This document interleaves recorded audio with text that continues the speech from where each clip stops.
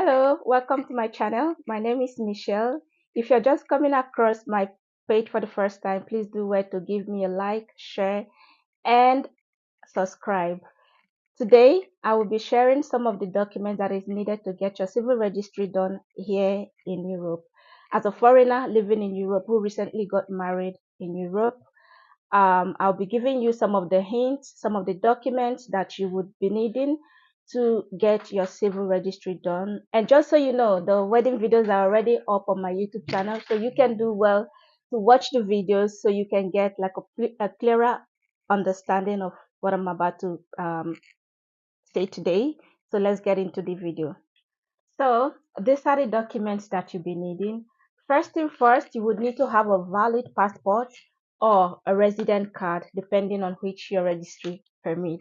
And secondly, you would need your birth certificate and you would need, guys, I'm really sorry, but I just need to be looking down once in a while just to make sure that I get the names of these documents correctly in order not to confuse anyone, okay?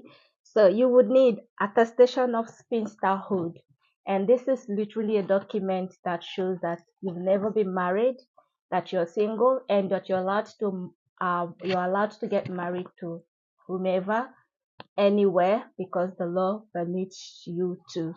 And then again, you would need an affidavit sworn in the Federal High Court by you with someone representing you. And basically, for you to have all of these, if you're not in Africa or if you're not home, you would need someone who is really patient and who is willing to have all of this done for you. Because believe me, guys, this is the most difficult and taskiest aspect of this whole process.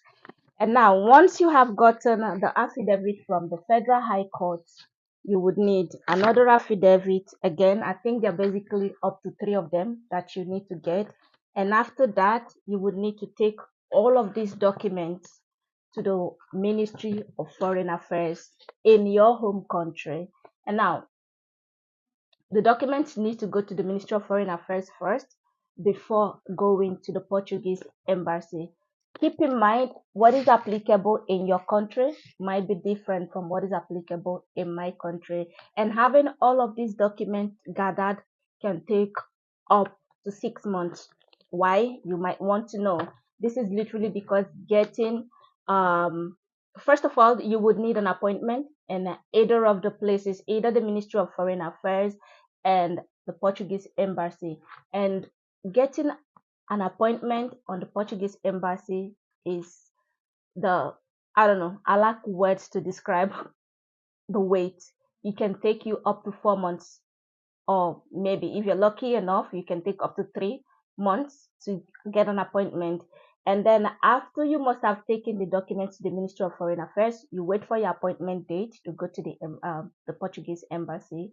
And on the day of your Portuguese embassy, you go, you pay for your verification, because first of all, you need to pay for the documents to be verified. If you want to know the price, I would have to do another video to explain all of the prices on that video. But for the purpose of this video, I'm focusing only on the documents, okay?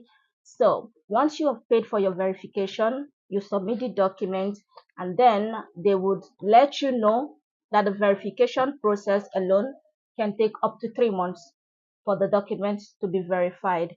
Once the document is verified, you are then called to come pay for legalization.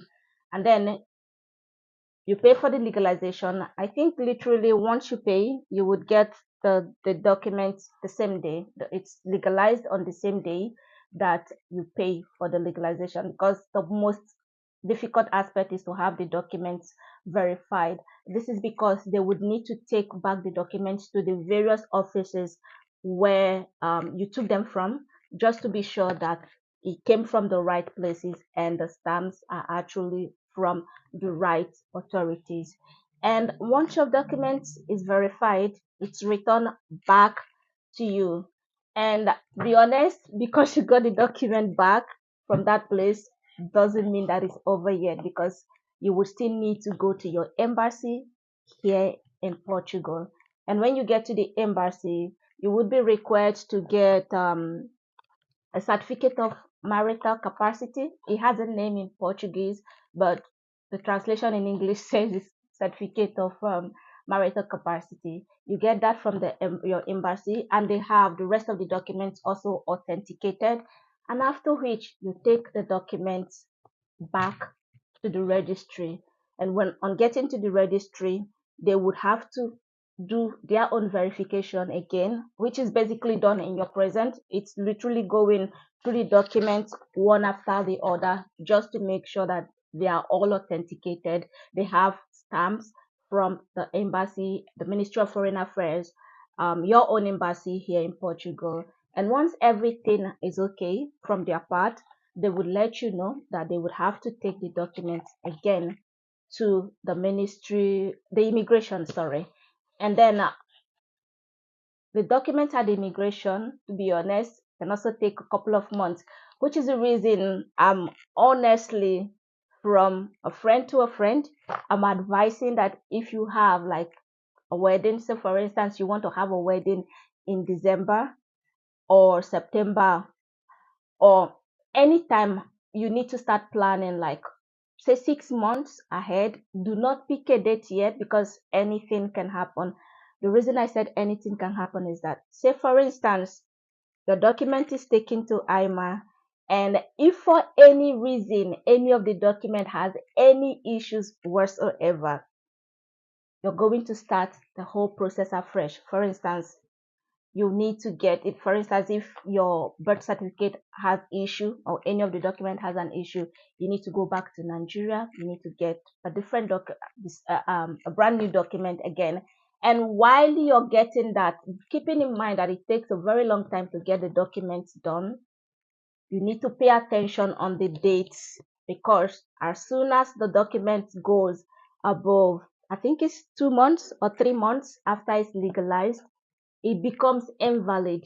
You cannot use them again. So before picking a date, be sure that everything is fine. Everything has been verified in other offices, and now you can pick a date.